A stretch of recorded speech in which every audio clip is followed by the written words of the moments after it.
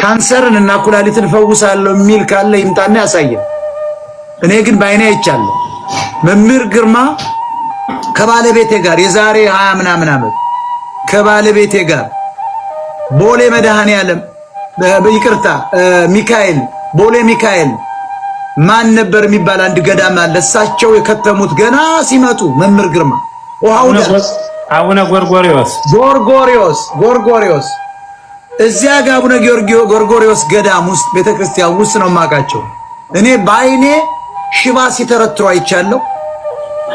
ከዚህ ከአሜሪካን ሀገር ወደ 10 ሚሊዮን ዶላር ታክመው በዩናይትድ ኔሽን የሚሰሩ የተማሩ ሰው ወደ 7 ዶክተር ልጆች ያሏቸው በአይኔ ከባለቤቴ ጋር ያየነውን ነገር ልንገሩ።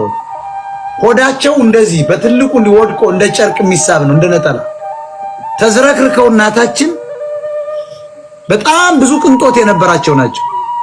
እሳቸው ንስሐ ገብተው በጸበልና በመጥቆሪያ ብቻ ተርትረው ይሄኛው እንዲህ ተይዘው ነበረ። በ15 ሰው ነበር የሚገቡ ከአንድ ወር በኋላ ማለት ነው። ሸንቃጣ ሁነው መኪናዬን ልስጥ ሲሉ አይቻለሁ። ሬንጅ ሮቨር አዲሱ ያንን ባይኔ ነው ያየሁት።